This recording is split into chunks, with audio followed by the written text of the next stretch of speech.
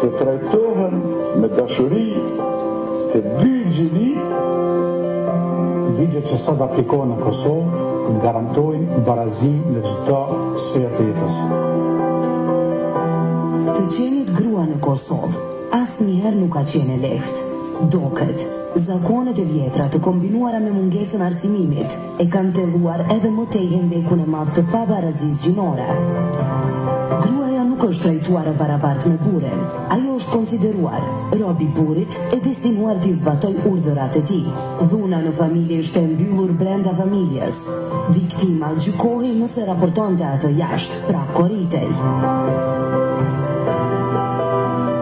Fakt gruaja, femra përgjithsisht nuk është trajtuar barabartë me moshkullin, dhe kam biseduar një dëshirë e jashtëzakonshme me pas djem, sepse djem janë trashëgimtar të emrit, të mbiemrit, trashëgimtar të pasurisë, të vajza shkon në shpikruj. Dhe është të mërshme ajo bindja e përhapur atëherë që bisedon deri më sot se femra lind në shpikruj e vdes në shpikruj.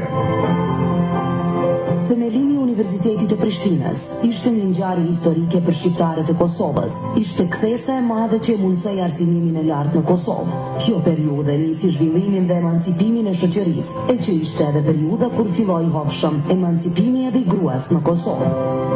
Këtë zhvillim të përgjithshëm dhe të gjithanshëm shoqëror e mundsoi kushtetuta e vitit 1974, e cila e avancoi pozitën e Kosovës në ish Jugosllavi. Arsimimi si proces i vetëdijësimit, i kthimit të vetëdijësimit të graca të ançenit, të cilat nuk janë kriju vetëm për qenë në shërbim të tjerëve, por janë qenie kreative, cilat duhet të luftojnë edhe për hapësirë ku mund dëshmojnë që janë edhe të dyshme, edhe të dobishme, edhe të mençura, edhe të mprehta, edhe të guximshme. Fundi i viteve të 80-ta solli gjendje të tensionuar në Kosovë, si pasojë e mohimit të drejtave që Kosova kishte në atë periudhë. Edhe vitet e 90-ta ishin të vështira, sidomos për gruan. Për të ruajtur dhe vazhduar emancipimin e saj në shoqëri, u aktivizua në të gjitha proceset që kalonte vendi në atë kohë. Mohimi i çdo të drejte në Kosovë e privoi gruan të raportojë çfarëdo lloj dhune të ushtruar ndaj saj. Padyshim që vitet 90-99 kanë qenë vite shumë të rënda për femrën në veçanti, e cila ka qenë ekspozuar ndaj dhunës së shumë thjesht edhe brenda, për shkak të kushteve të rrethanave që kanë mbretëruar në atë kohë, por edhe për shkak të vetë sistemit i cili ka ekzistuar në periudhën për cilën po flasim. Pozita e grave gjatë viteve 90 nuk ka qenë lehtë, sepse ato morën përgjegjësi të ndryshme në kohën kur burrat s'kishin mundësi me pas atë përgjegjësi, për shkak se i përndishnin. Edhe gratë ishin shumë guximtare, me bërë gjëra shumë të guximshme në atë kohë. Por edhe atëherë ka ekzistuar në familje. Mund të them ka ekzistuar, por jo nëpër masa, për shembull, që ne kemi mujtë në ditë sa ekziston, sepse s'është raportuar. Edhe veç ne që kemi ndëgjuar që të ndodhi ku një dhunë familje, dhunë ndaj grave. Ajo që ndodhi në vitin 1998 deri në qershor të vitit 1999 ishte tragjike, periudhë ku gruaja ishte targeti kryesor i të gjitha formave të dhunës. Fundi i kësaj periudhe Kosovën e gjeti në pikën 0, ku pothuajse çdo gjë ishte shkatruar. Po fillonte një epokë e re, epoka e shtetëndërtimit. Krijimi i institucioneve, me ndihmën e ndërkombëtarëve, dhe të tjerave kishte në fokus respektimin e liriveve të drejtave të njeriut. Kosova për herë të parë krijoi legjislacion që avancon pozitën dhe rolin e gruas. Programi Kosovës së Parazit Gjinore është hartuar për herë të parë, do të thotë është miratuar nga qeveria në vitin 2008. Ne si agjencie kemi e marrim si një lloj komplimenti që politika e parë publike e cila u miratuar nga qeveria e cila sot është papi pavarësi ishte miratimi i Programit Kosovës së Parazit Gjinore. Në krijimin e infrastrukturës ligjore për parandalimin e dhunës në familje, ka ndihmuar edhe shoqëria dhe agjencitë ndërkombëtare përmes ofrimit të praktikave më të mira në luftimin e këtij fenomeni të shëmtuar. Procesi ka qenë gjithëmërshis, gjitha nga politika, qeveria, media, diverse shoqëria civile ose po, kanë qenë bashkë dhe e mendimin tonë e zhvillimit i planit i cili ishte dhe strategjia e parë në Kosovë para se themelon gjitha institucionet dhe të përmend që është aprovuar nga qeveria. Republika e Kosovës dhunën në familje e trajton si shkelje të drejtave të njeriut. Në mbrojtje të viktimave të dhunës, është krijuar infrastrukturë ligjore dhe institucione që ofrojnë shërbime për viktimat. Janë hartuar dokumente dhe strategji për parandalimin e dhunës në familje. Në Kosovë është bërë mjaft shumë në kuptimin e kornizës ligjore për mbrojtjen nga dhuna në familje. Megjithatë, konsideroj se nuk mjafton që këto të mbesin në letër, por ligjet duhet të zbatohen, të merren masa adekuate për mbrojtjen e viktimave nga dhuna në familje. Dhe e shoh situatën në përmirësim, megjithatë, ajo marr krejtësisht nga edhe vëdësimi shoqëror, që është një prej elementeve kruciale që duhet të rritet vetdia shoqërore se secili ka drejtën dhe jetën e barabartë. Qeveria e Republikës së Kosovës për të fuqizuar dhe koordinuar rolin institucional në luftimin dhe parandalimin e dhunës në familje, ka themeluar zyren e koordinatorit nacional kundër dhunës në familje. Pas përfundimin e luftës, falë mbështetjes ligjeve tanë ndërkombëtar, kemi arritur të krijojmë një infrastrukturë ligjore ku në bazamentin e saj ka respektimin e të drejtave të njeriut të njeriut e në këtë rast një vlerë të veçantë është dhënë të drejtës që e ka gruaja në shoqëri për të qenë barabartë me të tjerë. Mënyra se si është rregulluar sistemi jonë ligjor dhe funksionimi i shtetit bën me kuptu që ne veç po e lëmë mbrapa një periudhë patriarkale kur për gjithçka është pyet dhe ka dominuar mashkulli i burri dhe po vjen epoka re e cila padyshim e ripozicionon pozitën e gruas si në politikë, si në vendimmarrje, por në të gjitha sferat tjera të jetës shoqërore.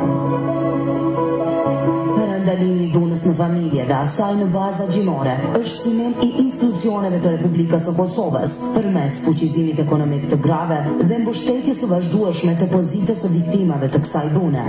Kosova, edhe pse nuk është nënshkruese e Konventës së Stambollit, i ka realizuar detyrimet që dalin nga ky traktat ndërkombëtar.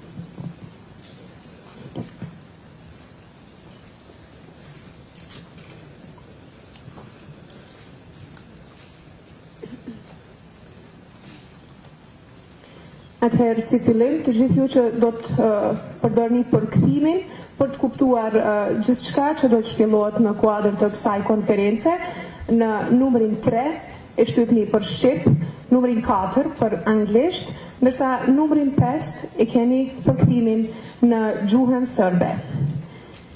I nderuar kryeministër i Republikës së Kosovës, zoti Ramush Haradinaj, i nderuar ministër i drejtësisë, zoti Abelard Tahiri, i nderuar koordinator nacional për mbrojtje nga dhuna në familje dhe dhunës në baza gjinore, zëvendës ministër i drejtësisë Naim Qelaj, e nderuar kryetare e bordit të grave deputete nga Parlamenti i Kosovës, zonja Mejide Mjaku Topalli, e nderuar shefe e zyrës së Bashkimit Evropian në Kosovë, zonja Natalia Apostolova, të nderuar përfaqësues të institucioneve ndërkombëtare dhe vendore, zonja Alia El Yazir, zonja Ulrika Richardson, Jan Brathu, Aleksandra Papadopoulou, Piero Cristoforo Sardi, Colin Halland, Ariana Qosaj,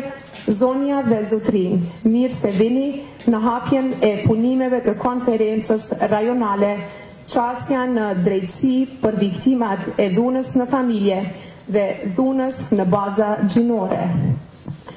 Kjo konferencë vjene organizuar nga zyra e koordinatorit nacional, Ministrisë së Drejtësisë, në partneritet me Agjencinë për Barazi Gjinore, Ministrin e Punës dhe Mirëqenjes Sociale, Ministrin e Kulturës, Rinisë dhe Sportit, Ministria e Arsimit, Shkencës dhe Teknologjisë, Ministria e Shëndetësisë, Policia e Kosovës, Këshilli Prokurorial i Kosovës, Grupi i Grave Deputete, Rjeti i Grave të Kosovës, UNKT, UN Women, UNDP, Misioni i OSBE-s në Kosovë, Zyra e Bashkimit Evropian, EULEX, Ambasada Amerikane dhe KFOR-i. Ti nuk je vetëm është motoja e kësaj konference, e cila për 2 ditë do të bëj bashk akteret më të rëndësishëm vendor dhe ndërkombëtar në trajtimin e dukurisë së dhunës në familje dhe asaj në baza gjinore. Dhuna ndaj gruas vazhdon të jetë një dukuri shqetësuese në Kosovë, humbje jetës së nënave, bashkëshorteve, vajzave, motrave duhet të jetë një alarm për të gjitha institucionet përgjegjëse. Sot dhe nesër do të trajtohen shumë çështje me interes mbi këtë temë.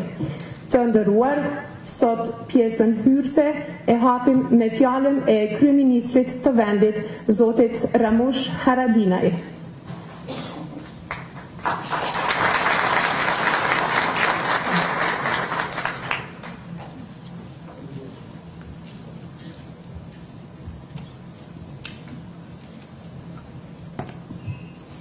Mirëmëngjes, dobro jutro, good morning, i nderuar Ministri i Drejtësisë, zoti Abelard Tahiri, i nderuar zotës Ministër Qela, të nderuara zonja, prezent të gjithë, e nderuar ambasadore e Bashkimit Evropian Kosovë, zonja Apostolova, e nderuar zëvendës ambasadore e Ambasadës Amerikës në Kosovë, zonja Colin Hajran, e nderuar Ulrike Richardson, e nderuar ambasadore e OSBE-s, zoti Jan Brathu, e nderuar shefe e ULEX-it, Aleksandra Papadopoulos, e nderuar ambasadori i Italisë, Cristoforo Sardi, e nderuar Mejide Topalli, e nderuar ka munguar Rigan Garant, ju përshëndes zëve, po mas shumëti dëshiroj me përshëndet një mike, pra që na ka nderu me prezencën e vetë, edhe që mendoj që është shumë e rëndësishme prezenca e saj, zonja Alia El Yazir, ju falenderoj që keni ardhur në Kosovë, e të jemi bashkë në konferencën pra 2 ditore.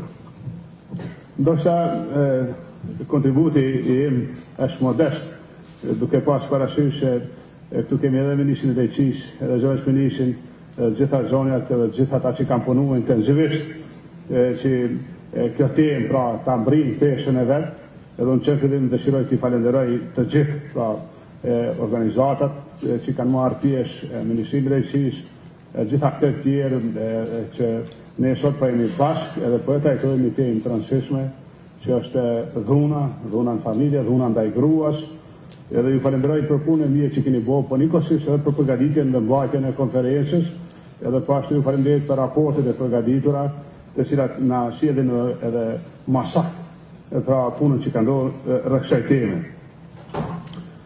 Do thotë ajo që është më rëndësi, ndoshta unë do të cekë disa momente kyçe që na ndihmojnë në trajtimin e kësaj teme me kujdesim më të madh, pra e kemi funksionalizuar komisionin për njohjen e statusit të personave të dhënuara gjatë luftës, edhe ka nisur po ashtu aplikimi i skemës pensionale, edhe ka nisur ndarja e pensioneve, kjo është një zhvillim i ri në Kosovë. Pastaj në kodin penal tashmë është përcaktuar dhuna në familje si vepër e veçantë penale konform kriteve të Konventës së Stambollit, pra është përfshirë në kodin tonë penal. Institucionet e sigurisë dhe drejtësisë po i trajtojnë pra zyrtarët që merren në rast të dhunës në familje, pra kanë kriju kapacitete, janë rrit kapacitetet për këtë temë. Janë caktuar koordinatorët për rast të dhunës në familje në gjitha gjykatat themelore, edhe prokurorit që është po ashtu një avancim i jashtëzakonshëm. Policia pra ka caktuar edhe ka inu policia që merren me rast të dhunës në familje në stacionet policore. Janë ndërmarrë veprime për kompenzimin e viktimave të krimit, ku të drejtë kompenzimi kanë viktimat nga dhuna në familje. Në bashkëpunim me UN Women kemi kriju databazën e parë shtetërore për të mbjetuarat e dhunës. Kemi ndarë mjete financiare për të mbuluar punën e shtrimorëve të viktimave të dhunës në familje, ndërsa jemi duke përpjekur që të bëjmë zgjidhje për një financim të qëndrueshëm. Kemi mbështetur udhëzimin administrativ për regjistrimin e pronës së përbashkët në emër të dy bashkëshortëve pa pagesë dhe kemi mbështetur projekte që janë udhëhequr nga gratë. Kemi vazhduar edhe fushatën vëdësuese në shkolla dhe institucionet të vendit dhe posinohet që të angazhohen pedagogët dhe psikologët në shkollat e Kosovës. Kemi sfida në këtë temë, sfida është bashkëpunimi ndërkombëtar, mbetet pra ende sfidë, duhet të arrijmë pra nivel më të lartë të bashkëpunimit ndërsjellë. E dinë të gjithë se ligjet e mira nuk mjaftojnë, zbatimi është pra problemi besoj i shoqërisë sonë. Pastaj kemi angazhime shtesë edhe në fuqizimin ekonomik të gruas, mirë po duke pas parasysh një gjendje të rëndë ekonomike në vend, edhe kjo është sfidë e vazhdueshme për vendin. Duke qenë këto bashkë me ju, ju siguroj që ajo që në rastet caktuar përjetohet si po quaj si lajmi keq, pra se është rrit numri i raportimit të dhunës në familje, në të njëjtën kohë tregon edhe për një vedije më të lartë, pa për një guxim, ta quaj ashtu, të raportimit të rasteve dhunës. Unë bëj thirrje publike të gjithë mekanizmave të rendit dhe të ligjit, gjithë qytetarëve të Kosovës që të guxojnë me raportue dhunën, ndaj në familje, dhunën ndaj gruas, edhe po ashtu ju ftoj të gjithëve që të jemi bashkë që të mos lejojmë pra që në Kosovë të parasyve tonë, para neve, para gjithëve që të pshaj dhunë, nana, motra, apo një zonjë e respektume, cila të qoftë ajo e vendit tonë, pa marrë parasysh edhe zonën prej Kalinë, që ne e dim që në vende rurale gjendja është më e vështirë, por po ashtu edhe për kaqit tjera. Ju faleminderit.